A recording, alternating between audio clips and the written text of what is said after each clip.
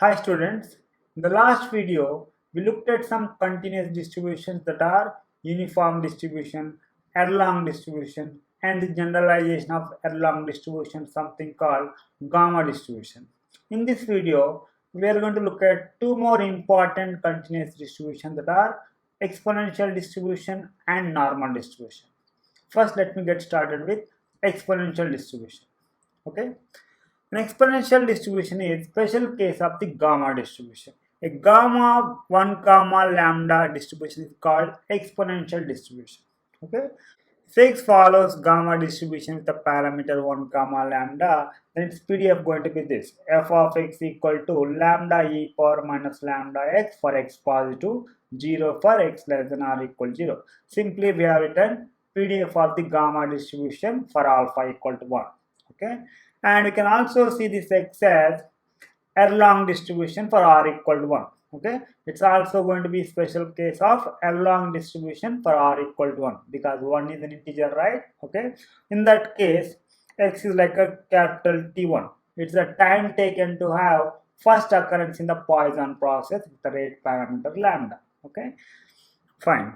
So we also seen CDF of the TR, right? Okay, so we can immediately see what should be the CDF of the T1. So that's why the CDF of x going to be 0 for x less than or equal to 0, 1 minus e power minus lambda x for x positive. Okay, simply I'm just writing CDF of the TR for r equal to 1. This is going to be the thing. Fine. Now we do have a notation here. This is a notation.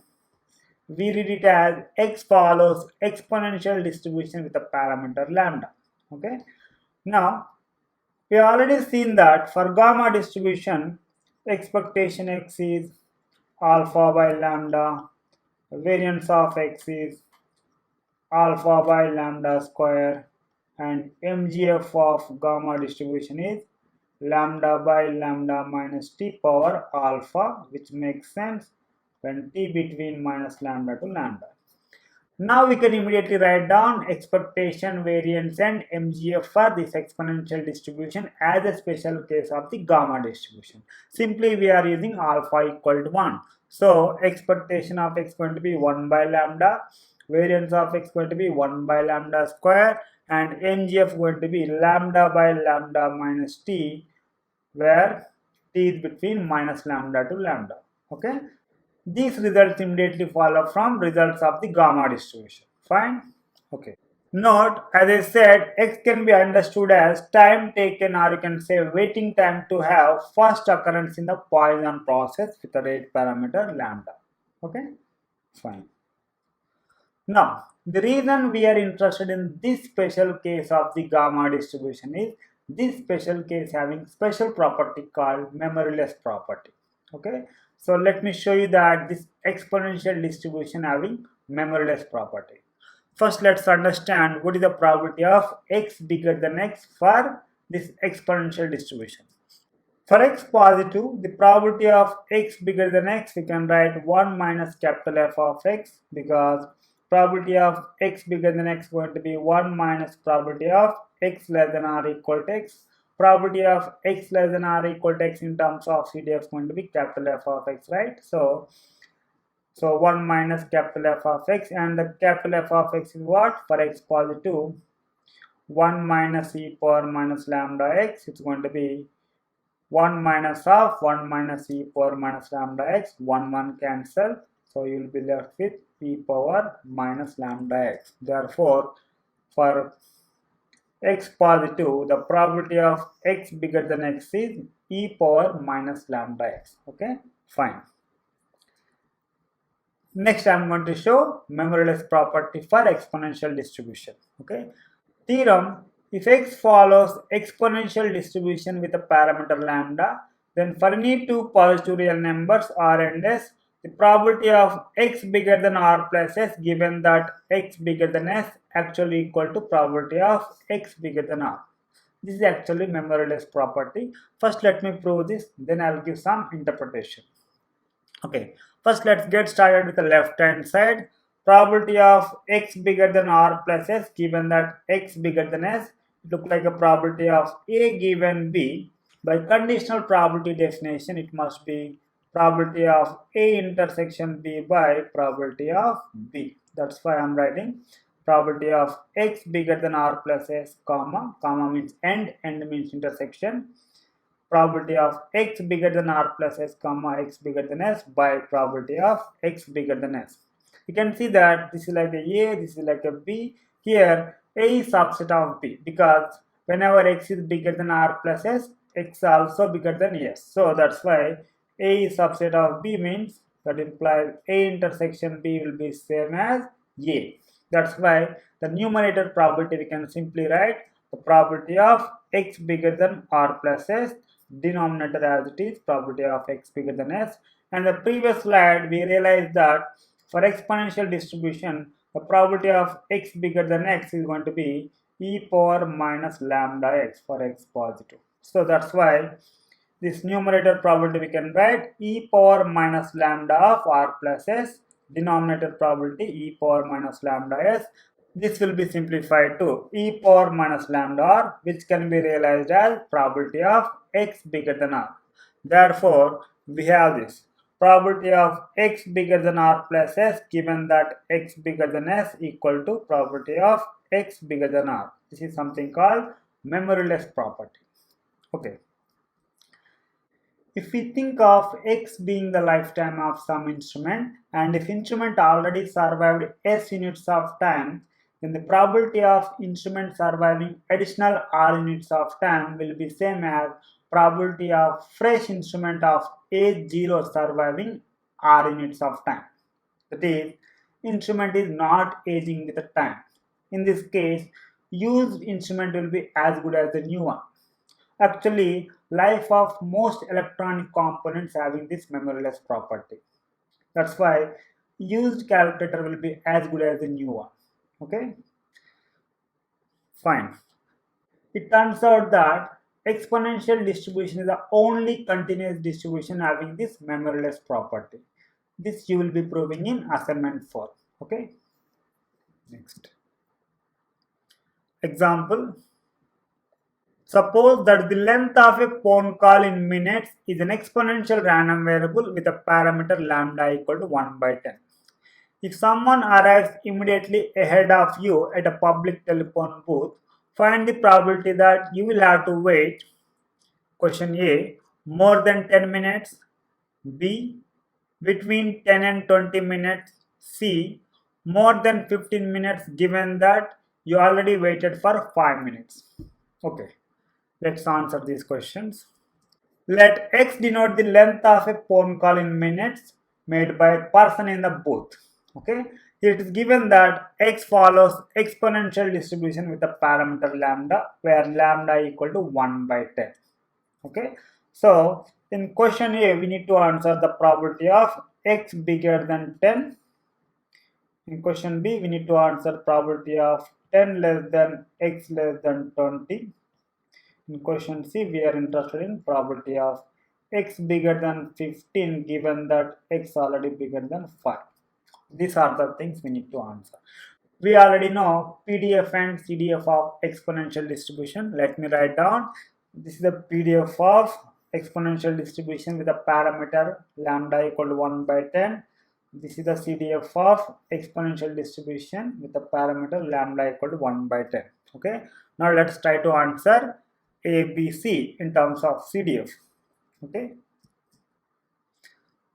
A, probability of person having to wait more than 10 minutes, that is probability of X bigger than 10, which we can write 1 minus probability of X less than or equal 10. In terms of CDF, I can write 1 minus capital F of 10, and here CDF of the exponential distribution is 0 for X less than or equal 0, 1 minus e power minus lambda X for X positive.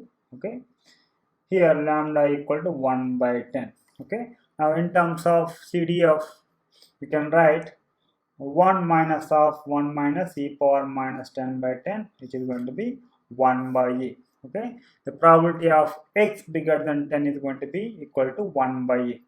Fine.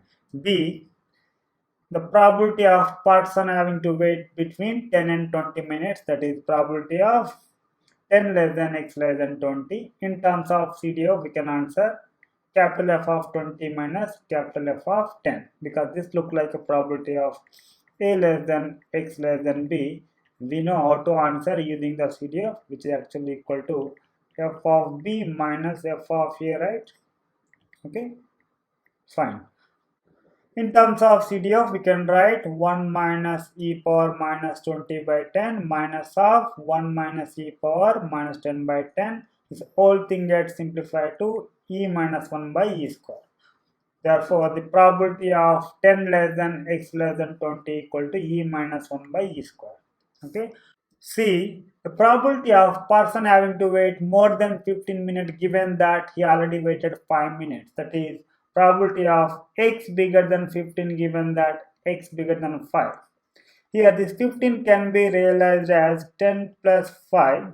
Okay, then this look like a probability of x bigger than r plus s given that x bigger than s. By memoryless property, this must be equal to probability of x bigger than r. Okay, so that's why this probability of x bigger than 15 given that x bigger than 5 should be same as probability of x bigger than 10, which we already obtained from a, this equal to 1 by e.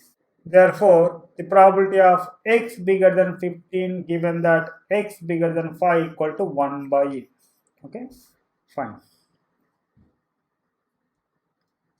Next. Now we are going to look at hazard rate function of a random variable.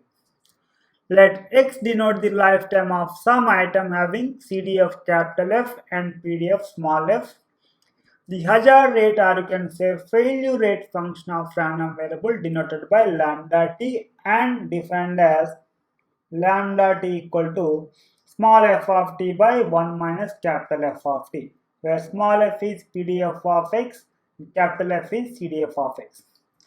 This lambda t has the following interpretation. Suppose that item has survived for t units of time already. We want the probability that it will not survive for additional dt units of time.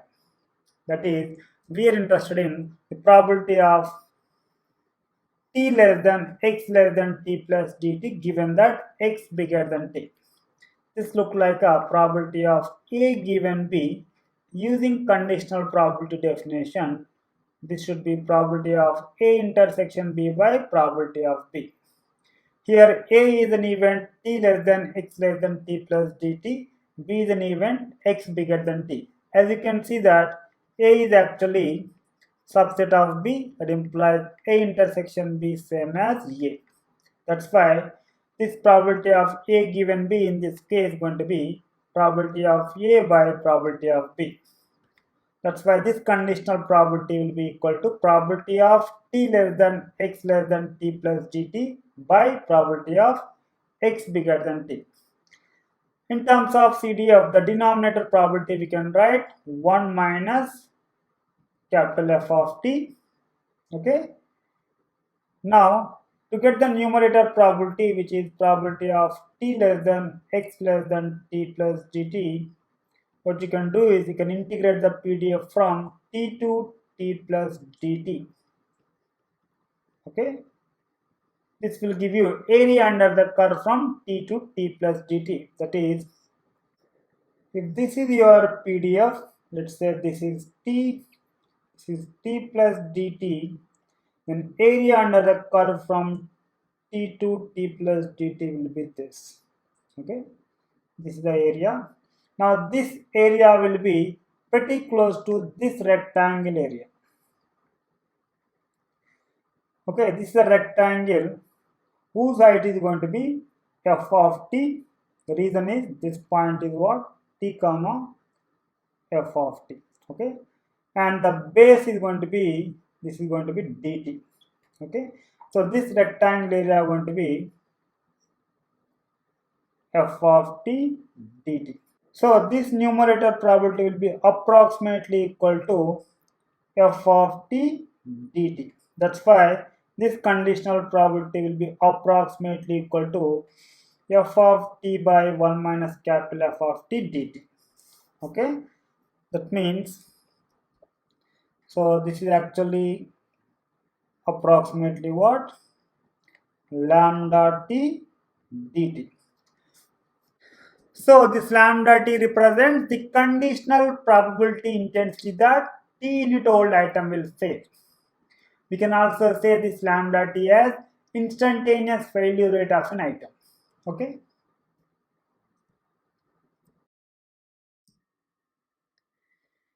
If x follows exponential distribution with a parameter lambda, then its hazard rate function is constant. Because of memoryless property, the distribution of remaining life of t-year-old item is same as new item. That means this hazard rate function should not depend on t, so it should be constant. We can also see it from the definition. What is the definition of the lambda t? Small f of t by 1 minus capital F of t, where small f is PDF of x, capital F is CDF of x, and PDF of exponential distribution is lambda e power minus lambda t, and the CDF of exponential distribution is 1 minus e power minus lambda t. In the denominator, 1 get cancelled, then e power minus lambda t in the numerator, e power minus lambda t in the denominator get cancelled, then you will be left with lambda. Here, lambda t equal to constant lambda, where lambda is the rate parameter. Fine? Okay. For exponential distribution, this hazard rate function always constant, that constant equal to the rate parameter lambda. Fine. Next, we are going to see that this hazard rate function of the random variable can uniquely determine its probability distribution. That is, if you have access to this hazard rate function, you can actually get hold of its CDF. Let's see how to do that. Now, this hazard rate function by definition, small f of t by 1 minus capital F of t, and the small f of t in the numerator, we can write derivative of the capital F of t, because that is the connection between PDF and CDF. Further, this d by dt of this capital F of t, we can write minus d by dt of 1 minus capital F of t. So finally, we managed to express the numerator in terms of derivative of the denominator, so that it will be easy to integrate. Now let us take this minus this side. Okay. Now let us integrate both sides from 0 to x. Okay. Now the right hand side, the integral of the right hand side is going to be log 1 minus f of t with the limits 0 to x. So if I plug in the limits, log 1 minus capital F of x minus log 1 minus capital F of 0. Now you should know capital F of 0, which is going to be probability of x less than or equal to 0. This is 0 because here x is lifetime of an item, which is always positive. So the probability of x less than or equal to 0 is going to be 0. So this capital F of 0 is 0 and log 1 going to be 0. So the right hand side you will have log 1 minus capital F of x. Okay. Now if you take log this side, you will write 1 minus capital F of x equal to e power minus integral 0 to x lambda t dt. Further we can write is capital F of x equal to 1 minus e power integral 0 to x lambda t dt. This is when x positive and obviously 0 when x less than or equal to 0. This is how you can get the CDF from its hazard rate function lambda t. Fine? Okay. Next, if lambda t is constant function, that is, if lambda t equals some constant lambda, then this integral will become lambda x. So the corresponding CDF will be this. If the capital F of x equal to 1 minus e power minus lambda x for x positive, 0 for x less than or equal to 0. As we can see, this is the CDF of exponential distribution with a parameter lambda. Okay, we have already seen that if x follows exponential distribution with a parameter lambda, then its hazard rate function lambda t is constant lambda. Now converse also true. If hazard rate function lambda t of x is constant lambda, then x must follow exponential distribution with a parameter lambda. That means exponential distribution is the only distribution having constant hazard rate function. Okay. Now, if lambda t is some linear function of t, that is, if lambda t equal to a plus bt for some choice of a and b, then this integral 0 to x lambda t dt will become ax plus bx square by 2. So the corresponding CDF will be this. Okay, if you want its PDF, you can differentiate CDF, then you will end up with this function. Okay, this is going to be PDF of x whose CDF is this. Okay, fine.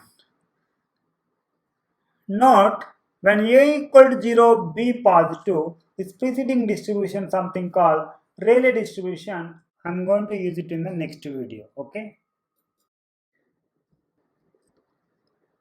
I can show you graph of the PDF of the Rayleigh distribution in the next slide. Okay, see, this is a graph of PDF of the Rayleigh distribution for b equal to 1. Okay, if I change b value 3.3, that's how it is changing. If I decrease something smaller than 1, you can play with this later. Okay, fine. Next example, one often hears that the death rate of a person who smokes is at each age twice that of non-smoker. What does this mean?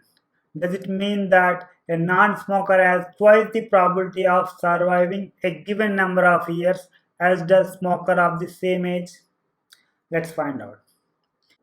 Let lambda s of t be the hazard rate of smoker of age t, and lambda n of t be the hazard rate of non-smoker of age t.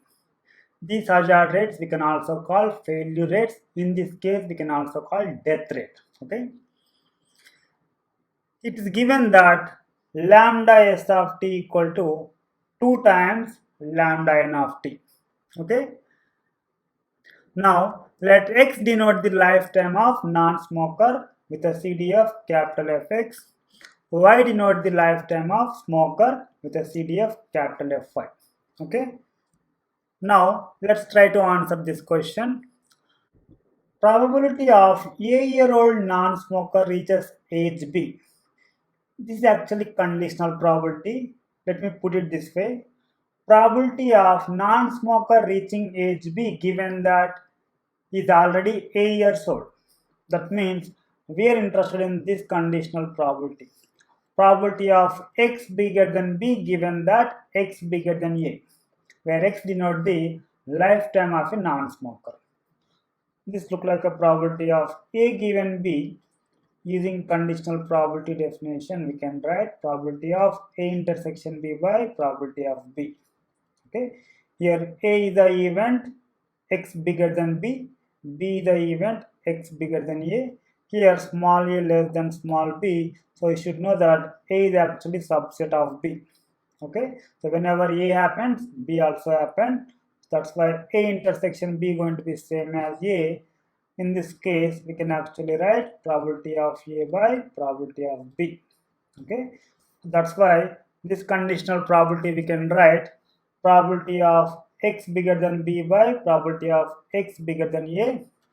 Probability of x bigger than b in terms of CDF of x going to be 1 minus capital Fx of b. Similarly, probability of x bigger than a in terms of CDF of x 1 minus capital Fx of a. And CDF of x in terms of hazard rate function of x is going to be this 1 minus e power minus integral 0 to x lambda n of t dt when x positive, 0 when x less than or equal to 0. So using this CDF fx of b, I can write 1 minus e power minus of 0 to be lambda n of t dt. Similarly, fx of here I can write 1 minus e power minus integral 0 to a lambda n of t dt. Here 1 cancel, 1 cancel. I'll be left with this. Again, as we have a same base, I can get rid of this denominator and I can write this way. Okay, e power minus of integral 0 to b lambda n of t dt minus integral 0 to a lambda n of t dt, and difference of these two integrals I can write single integral a to b lambda n of t dt. The reason is intuitive reason. Let's say this is a lambda and t curve. Okay, let's say we have 0, a and b. Okay, integral 0 to b lambda n of t denote area under the curve from 0 to b. Okay, and integral 0 to a lambda n of t denote area under the curve from 0 to a. Okay, the difference of these two areas are going to be area under the curve from a to b, right? That's why that is going to be integral a to b lambda n of t dt. So therefore probability of a-year-old non-smoker reaches age b equal to e power minus integral a to b lambda n of t dt. Okay, so let me clear this. Next, similarly, the probability of a-year-old smoker reaches age b is going to be e power minus integral a to b lambda s of t dt. We can do similar calculation, okay, using the distribution of y, which is in terms of lambda s of t.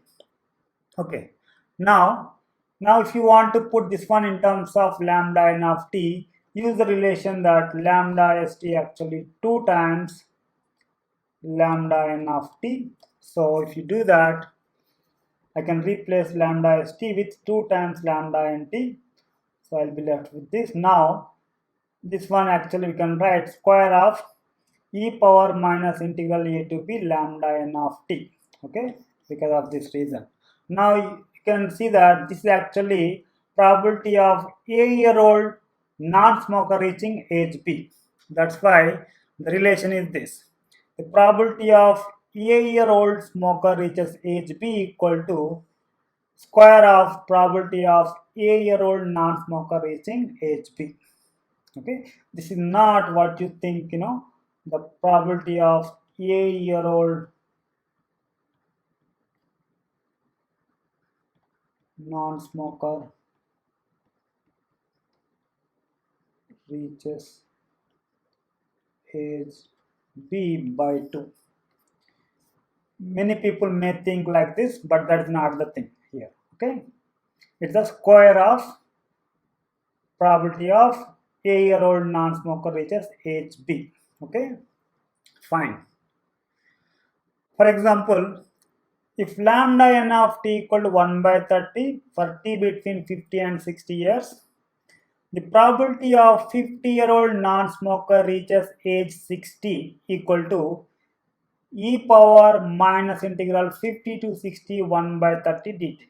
Because here a equal to 50, b equal to 60 and lambda n of t equal to 1 by 30. Okay, so this integral will be equal to 1 by 3. So e power minus 1 by 3 value 0.7165. Okay, then the corresponding probability for smoker is going to be square of this e power minus 1 by 3. Okay, e power minus 1 by 3 square going to be e power minus 2 by 3, which is equal to 0.5134. Okay, this is not half of the 0.7165, right? Okay, fine. Now we are going to look at the most important distribution in probability and statistics, something called normal distribution, which is also called Gaussian distribution. First, let us have a look at standard normal distribution. A random variable is said to have standard normal distribution if its PDF is given by 1 by root 2 pi e power minus x square by 2 for minus infinity less than x less than infinity. Here, the standard normal PDF denoted by var5. Okay, if you look at its graph, it's a bell-shaped curve which is symmetric about 0, as you can see. Okay, and the standard normal random variable usually denoted by z. Okay, from assignment 3, we know that this distribution having expectation 0, variance 1, and MGF e power t square by 2. So let's write down directly. Expectation of z 0, variance of z is 1, and MGF of z is e power t square by 2, which makes sense for any t from minus infinity to infinity. Okay, where z is standard normal random variable whose PDF is this. Okay, fine. Now, CDF of z is denoted by capital phi, obviously, which should be integral minus infinity to z, where phi of t dt, where phi of t is what? 1 by root 2 pi e power minus t square by 2 for any t from minus infinity to infinity. That is the where phi of t. Okay. Now, if I take x equal to sigma z plus mu, where z is a standard normal random variable whose PDF is this. Okay. For sigma positive and mu is any real number. Okay. Now, we can write down PDF of x in terms of PDF of z like this. Fx of x going to be 1 by sigma where phi of x minus mu by sigma. The reason is this. If I take y equal to g of x, which is ax plus b, the PDF of y in terms of PDF of x going to be this. Fy of y is what? Fx of g inverse y into modulus of derivative of g inverse y with respect to y. Okay. Here g inverse y is what? If y equal to x plus b, g inverse y going to be y minus b by a. Then the derivative of g inverse y going to be with respect to y 1 by a. So modulus of 1 by a going to be 1 by mod a, and fx of g inverse y going to be fx of y minus b by a. Okay. Here the role of a played by sigma, role of b played by mu. That's why. And sigma anyway positive, I don't have to put modulus for sigma. That's why fx of x going to be 1 by sigma where phi of x minus mu by sigma. Fine. Okay, now here what is the where phi? Where phi of t is 1 by root 2 pi e power minus t square by 2. If I replace t with x minus mu by sigma, so I get this. Okay, I'm simply writing using this. Okay, I'm writing where phi of x minus mu by sigma is going to be what? 1 by root 2 pi, here we have a sigma, so 1 by root 2 pi sigma e power minus 1 by 2 of x minus mu by sigma whole square. Okay, for any x between minus infinity to infinity. Okay, here x is said to have normal distribution with a location parameter mu and scale parameter sigma square. Okay, fine. Here we have a notation. This is a notation. We read it as x follows normal distribution with a parameter mu and sigma square. Here x is what? Sigma z plus mu, where z is standard normal random variable. So expectation of z is 0, variance of z is 1, and MGF of z is what? E power t square by 2. This is what we know about z. Okay. Now let us try to find out expectation of x, variance of x, and MGF of x. Okay. First of all, expectation of x, that is expectation of sigma z plus mu is going to be sigma times expectation of z plus mu, and expectation of z 0. So sigma times 0 plus mu is going to be mu. So therefore, expectation of x is what? Mu. Now variance of x is variance of sigma z plus mu. It's going to be sigma square times variance of z, and variance of z is 1. So sigma square times 1, which is going to be sigma square. Expectation of x is mu and variance of x is sigma square. Now mgf of x, mx of t, we can write e power mu t times mz of sigma t, because we know mgf of like x plus b of t means we have seen that e power t be mx of at, right? So that's why since x equal to sigma z plus mu, so mgf of x at t going to be e power mu t times mgf of z at sigma t.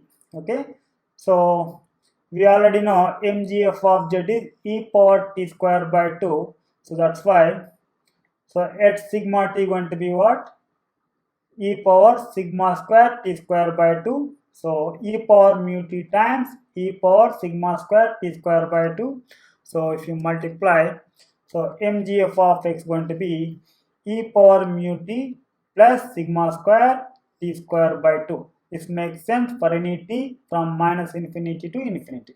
Okay, so if x follows normal distribution with a parameter mu and sigma square, then expectation of x is nothing but the parameter mu, location parameter. The variance of x is nothing but the scale parameter sigma square, and mgf of x is e power mu t plus sigma square t square by 2. Okay, fine.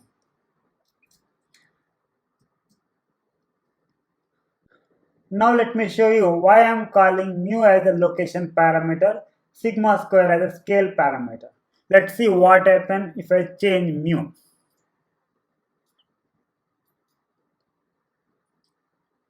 See, only graph of the location changes. If I change mu value, graph will not change, only it gets shifted. That's why it's called location parameter. Okay. Now if I change sigma, see the graph gets scaled.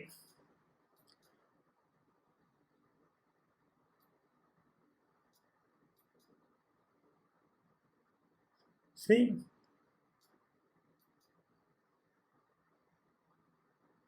so that's why the sigma square is called scale parameter. Fine.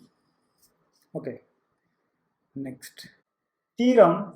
If x follows normal distribution with a parameter mu and sigma square, then y equal to x plus b will again follow normal distribution with a parameter a mu plus b and a square sigma square. First of all, if y really follow normal distribution, then the location parameter must be same as expectation of y, and the scale parameter must be same as variance of y, right? And expectation of y going to be a times expectation of x plus b, and since x follows normal distribution with a parameter mu and sigma square, expectation of x is going to be this location parameter mu, so a mu plus b, and the variance of y going to be a square times variance of x, and the variance of x going to be the scale parameter sigma square, so a square sigma square. So if y really follow normal distribution, the parameter must be a mu plus b and a square sigma square. Question is, does y really follow normal distribution? Let's see. Now, since x follows normal distribution with a parameter mu and sigma square, its PDF must be this: fx of x equal to 1 by root 2 pi times sigma e power minus 1 by 2 of x minus mu by sigma whole square, for any x from minus infinity to infinity. Okay. Now we know how to find out PDF of y in terms of PDF of x. Okay. So Fy of y going to be 1 by mod a fx of y minus b by a. This is the reason already discussed. Okay. Now let us write down fx of y minus b by a. As we know fx of x. Simply replace x with a y minus b by a. This is how it looks. So Fy of y going to be 1 by mod a 1 by root 2 pi sigma e power minus 1 by 2. Simply I am replacing this x with y minus b by a. So y minus b by a minus mu by sigma whole square. So in the next step, so I can write like this. This y minus b by a minus mu, I can write y minus of a mu plus b by a sigma. A I can also put modulus. Anyway, we have a square, no problem. So I can express this way. So this whole thing I can write like this: 1 by root 2 pi sigma mod a e power minus 1 by 2 of y minus a mu plus b by sigma mod a whole square. So this exactly look like PDF of x. Only difference is in place of mu, we have a mu plus b. In place of sigma, we have a sigma mod a. That's why looking at a PDF, I can tell you that y follows normal distribution with a parameter a mu plus b, and the variance going to be sigma square a square. Fine. Okay. So now corollary. If x follows normal distribution with a parameter mu and sigma square, then z equal to x minus mu by sigma will always follow normal distribution with a parameter 0, 1. That means standard normal random variable. Standard normal random variable. Okay. Okay. First of all, z can be realized as 1 by sigma times x plus minus mu by sigma. This look like ax plus b, where a equal to 1 by sigma, b equal to minus mu by sigma. Okay.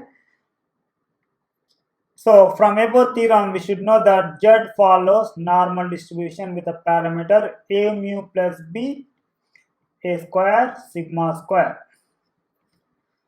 You will realize that for this choice of a and b, a mu plus b going to be 0 and a square sigma square going to be 1.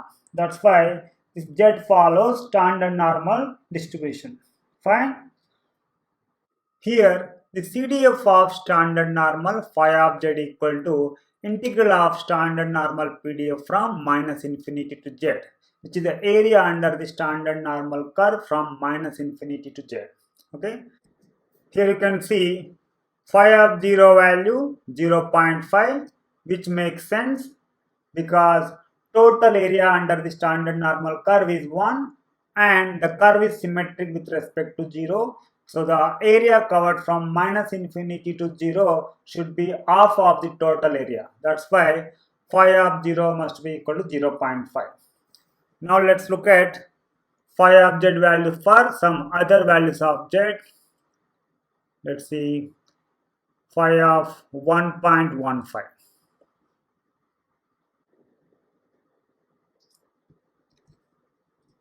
As you see, phi of 1.15 value 0.8749. So area covered from minus infinity to 1.15 is 0.8749. Okay, fine. Now, in the right hand side, the area of the sky blue shaded region under the standard normal curve is actually probability of minus 1 less than z less than 1. Okay, which is equal to 0.6827. That means 68.27% of the total area under the standard normal curve is actually covered from minus 1 to 1. Similarly, the area of this pink shaded region under the standard normal curve is actually probability of minus 2 less than z less than 2, which is 0.9545. That means 95.45% of the area under the standard normal curve is actually covered from minus 2 to 2. Okay. Similarly, the area of this yellow shaded region under the standard normal curve is actually probability of minus 3 less than z less than 3, which is equal to 0.9973.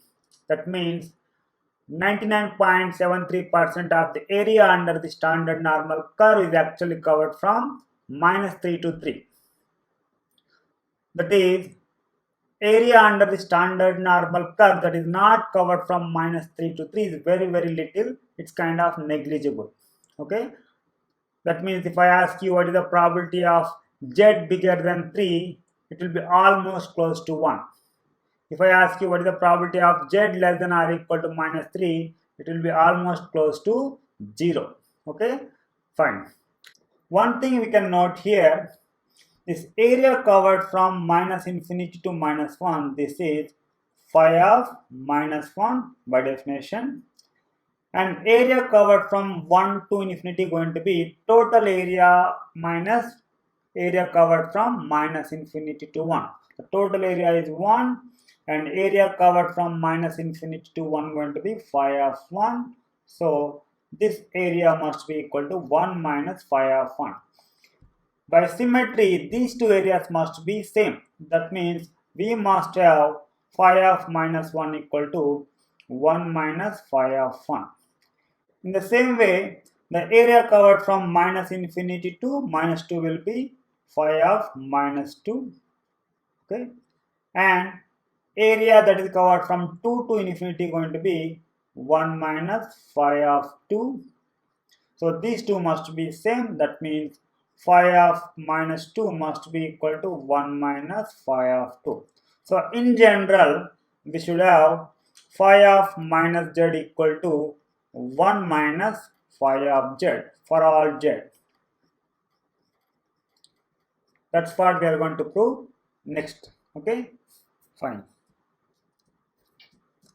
Note 1. Phi of minus z equal to 1 minus phi of z for all z belongs to R. Okay. Let's take phi of minus z by definition, which is the integral of PDF from minus infinity to minus z. What is the PDF here? Where phi of t is 1 by root 2 pi e power minus t square by 2. Okay, fine. Now let us take the transformation u equal to minus t, then du will be minus dt. Here t limits are minus infinity to minus z, then u limits will be infinity to z. That's why phi of minus z I can write 1 by root 2 pi integral infinity to z e power minus u square by 2, because u equal to minus t, that implies u square will be same as t square, and dt I am replacing with minus du.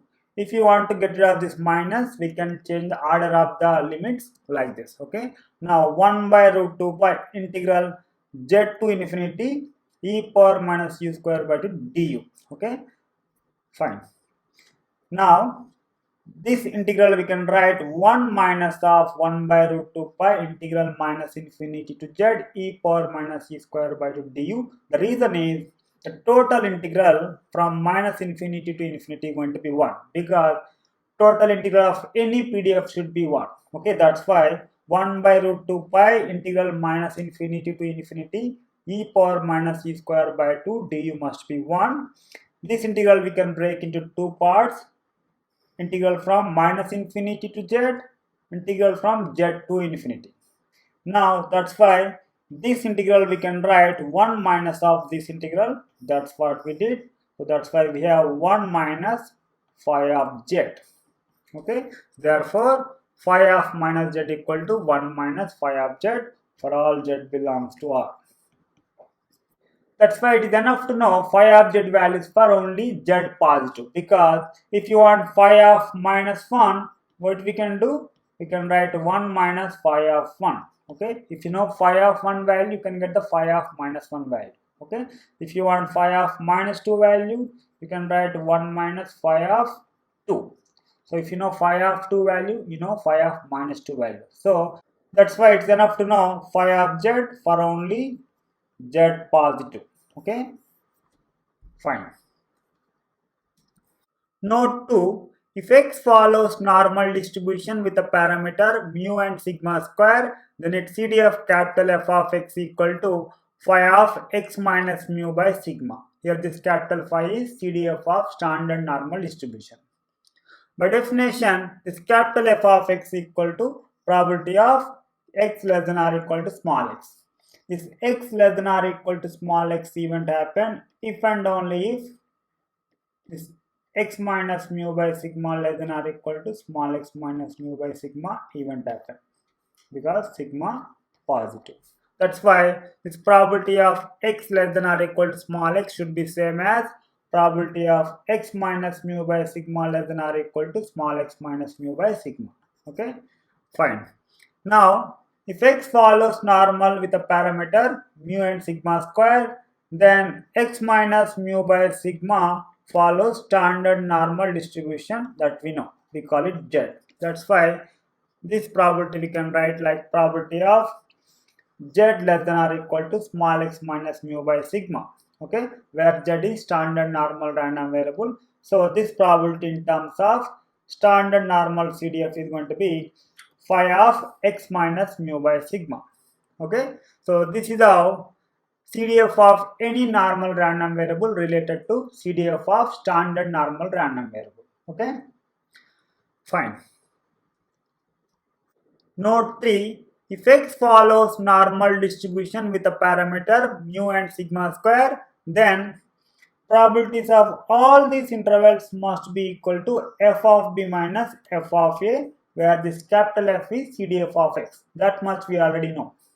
Now, further, if x follows normal with a parameter mu and sigma square, from note 2 we know that the CDF f of x equal to phi of x minus mu by sigma, where this capital phi is CDF of standard normal distribution. Fine. Now, so this f of b we can write phi of b minus mu by sigma. This f of a we can write phi of a minus mu by sigma. So this is how we can answer probabilities of normal random variable falling in this type of intervals in terms of CDF of standard normal distribution. That is, to answer probabilities of events related to normal random variable, all we need is this phi of z values. That too enough for z positive, because if you want for negative values, you can use this relation to get this CDF values for negatives. Okay, fine. Let me clear this. Where phi of z equal to this integral. The problem is you cannot evaluate this integral analytically by hand. You have to use some numerical methods. Okay. In the following program, I am going to use Riemann sum to compute this phi of z. Okay. This is the Riemann sum. If you want to compute integral a to b f of x dx, this will be approximately close to this Riemann sum for large n. Here we divide interval ab into n subintervals using this partition. If del xi is length of the ith subinterval, ci is some point in ith subinterval, then this is something called Riemann sum. We know that as n go to infinity, this Riemann sum will approach this integral.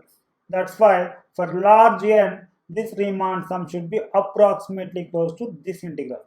Okay, and we know that almost all area under the standard normal curve covered from -3 to 3 only.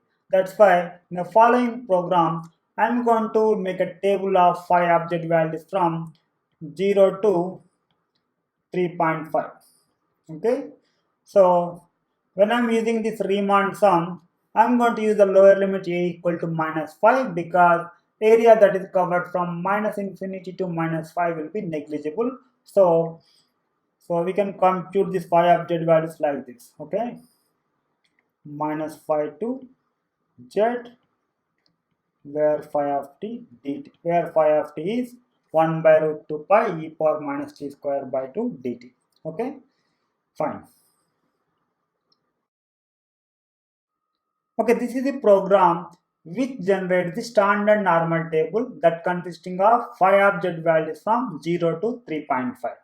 Okay, this is the function integral a to b.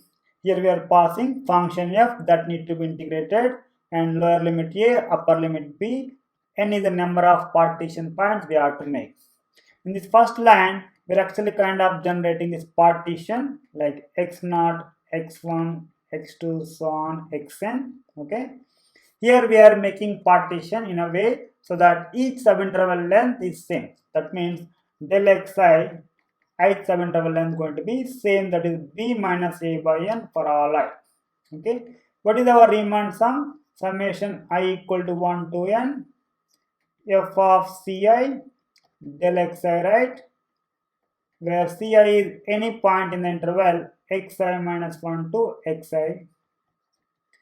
So in this particular case, I'm going to take my ci always right hand point xi.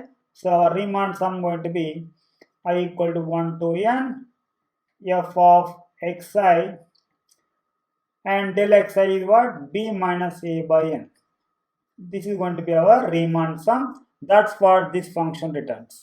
Okay. Next, this fn actually returns the expression 1 by root 2 pi e power minus x square by 2. Now, if you want phi object value, you call this integral a to b function. You pass first argument this fn because it's the PDF of standard normal, and lower limit you take minus 5, and b should be upper limit z, and n by default it's take 2 legs, so this should return phi object value. Okay, so this is how we're going to get phi object values from 0 to 3.5. Okay, let me clear this. Now let me run this program which generates this table.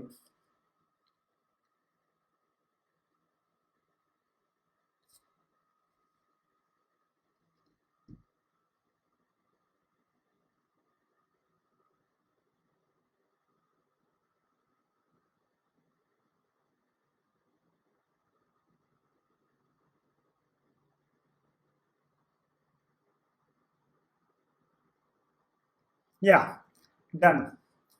See, you can find this table in any probability theory book.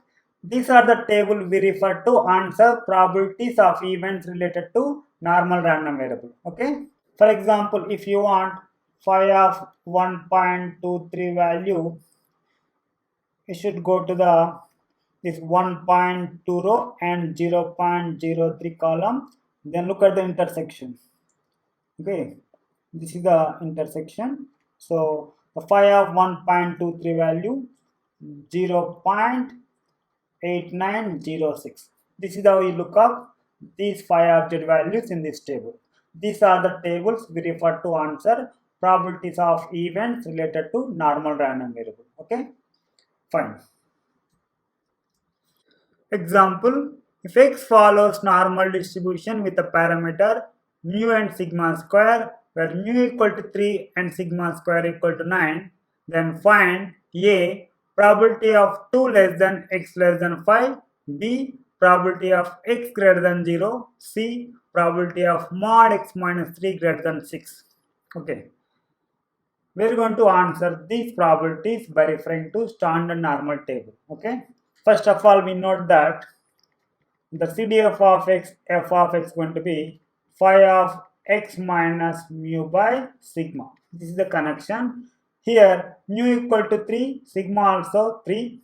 So it's going to be phi of x minus 3 by 3. This is going to be CDF of x in terms of CDF of standard normal distribution. Okay, fine. Now let's answer A. Probability of 2 less than x less than 5, this probability should be equal to f of 5 minus f of 2. right? Now this f of phi we can write phi of phi minus 3 by 3, and this f of 2 we can write phi of 2 minus 3 by 3. Okay, now this phi minus 3 by 3 going to be 2 by 3, which is 0.66. This is going to be minus 1 by 3, which is going to be minus 0.33. So phi of 0.66 minus phi of minus 0.33. But from the table, we can only get phi of z values for z positive. So let us convert this phi of minus 0.33 in terms of phi of 0.33 like this. Okay, because phi of minus z equal to 1 minus phi of z, right? So this phi of minus 0.33 we can write 1 minus phi of 0.33. Now we can get phi of 0.66 value from the table, 0.7454, phi of 0.33 value from the table, 0.6293. The whole thing gets simplified to 0.3747. Okay, fine. Next, B, the probability of x greater than 0 going to be 1 minus probability of x less than or equal to 0. So in terms of CD of it should be 1 minus fx of 0. Now this fx of 0 we can write phi of 0 minus 3 by 3. That means 1 minus phi of minus 1. Again this phi of minus 1 we can write 1 minus phi of 1. 1 cancel. The answer is phi of 1. Phi of 1 value from the table going to be 0.8413. Okay. Next. See, probability of mod x minus 3 greater than 6 going to be 1 minus probability of mod x minus 3 less than or equal to 6, obviously. Now this mod x minus 3 less than or equal to 6 we can write minus 6 less than or equal to x minus 3 less than or equal to 6. Then if you add each side 3, then it's going to be minus 3 less than or equal to x less than or equal to 9. So this is going to be 1 minus probability of minus 3 less than or equal to x less than or equal to 9. Now this should be equal to 1 minus f of 9 minus f of minus 3. And in terms of phi, you can write 1 minus this f of 9 you are going to write phi of 9 minus 3 by 3. This f of minus 3 you are going to write phi of minus 3 by 3. So this is going to be 6 by 3, it's going to be 2. This is going to be minus 2. So you have 1 minus phi of 2 minus phi of minus 2. Again this phi of minus 2 we are going to write 1 minus phi of 2. This total thing going to be 2 times 1 minus phi of 2. This phi of 2 value you can get from the table, which is going to be 0.9772. Okay, so the answer is going to be 0.0456. Okay, fine. Problem: if x follows normal distribution with a parameter mu and sigma square, then find expectation of x minus mu by sigma all to the power of k for k equal to 1, 2, 3, so on. It's like a finding expectation of g of x, where g of x is x minus mu by sigma all to the power of k. What is the expectation of g of x, which is integral minus infinity to infinity g of x f of x dx. Okay, so what is the PDF of x here? Here x is a normal random variable with a parameter mu and sigma square. So the PDF of x is this. This is the f of x. Okay, now so expectation of x minus mu by sigma all to the power of k should be integral minus infinity to infinity x minus mu by sigma all to the power of k 1 by root 2 pi sigma e power minus 1 by 2 of x minus mu by sigma whole square dx. Okay, so if I write 1 by root 2 pi sigma out, end up with this. Now let's make a transformation. T equal to x minus mu by sigma, then dt will be dx by sigma. With this relation, t limits will be still same, minus infinity to infinity. So now this dx by sigma we can replace with dt. So it's going to be 1 by root 2 pi integral minus infinity to infinity t to the power of k e power minus t square by 2 dt. This is what we end up with. Now, if k is odd, this integral is going to be odd function. So in that case, this integral is going to be 0. Okay. So if k is even, let's try to find out.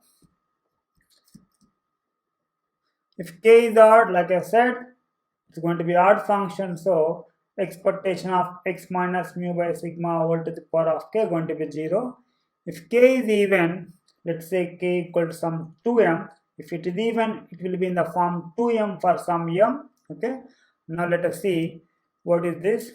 1 by root 2 pi integral minus infinity to infinity e to the power of 2m e power minus t square by 2 dt.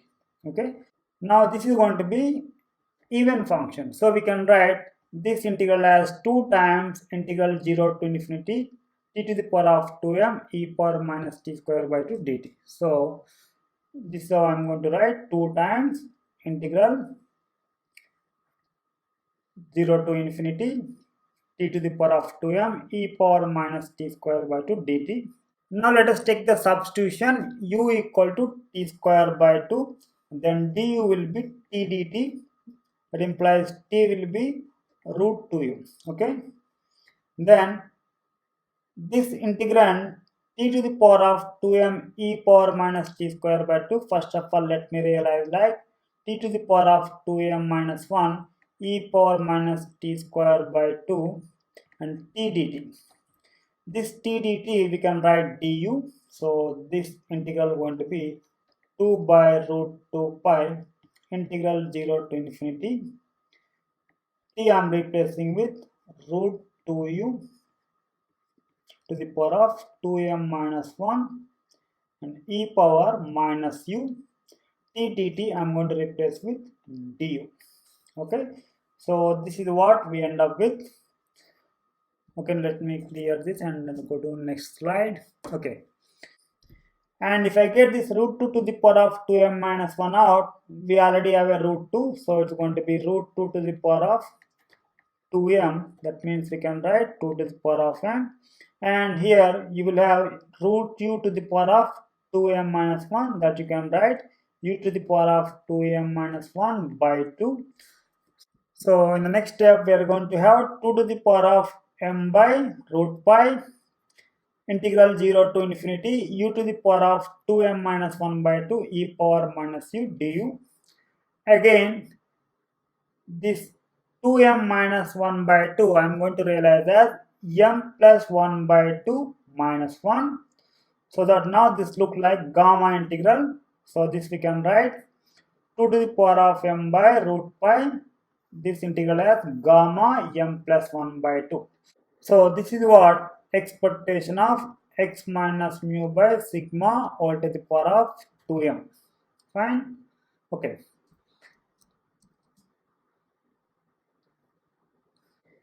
If you are further interested in finding central moment of x, what you can do, you can get sigma in the denominator outside. 1 by sigma to the power of 2m will come out. Then you can take the sigma to the power of 2m this side.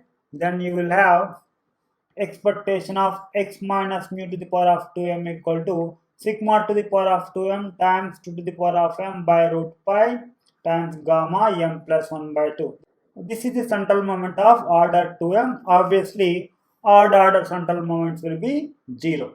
Okay, fine. Next problem. Assume that the time required for a distance runner to run a mile is a normal random variable with a mean mu equal to 241 seconds and standard deviation sigma equal to 2 seconds. What is the probability that this athlete will run a mile A in less than 4 minutes B in more than 235 seconds. Okay, let's answer these probabilities. Okay, here let x denote the time in seconds that athlete required to run a mile. Okay, here x follows normal distribution with a parameter mu equal to 241 and variance sigma square equal to 4 because sigma is given 2, so sigma square going to be 4. Okay, so in A we are interested in probability of x less than 240 because 4 minutes means 240 seconds. In B we are interested in probability of x bigger than 235 seconds. Okay, first of all, the CDF of x is what actually? Phi of x minus mu by sigma. Here the mean mu equal to 241, sigma is 2, so it's going to be phi of x minus 241 by 2. This is the f of x in terms of standard normal CDF. Fine. Now let us answer A. The probability of athlete will run the mile in less than 4 minutes equal to probability of x less than 240. That is, this is same as probability of x less than or equal to 240 because x is a continuous random variable. Whether we include endpoints or not doesn't matter.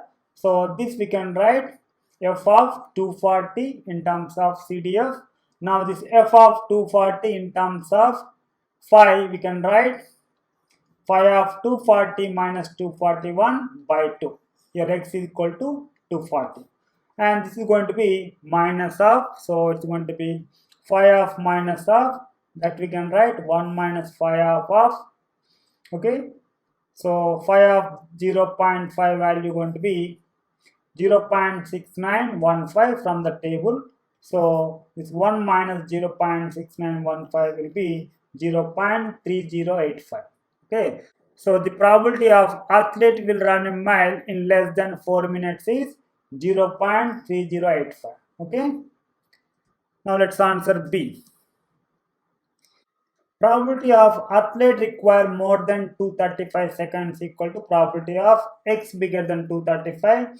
This we can write 1 minus probability of x less than or equal to 235.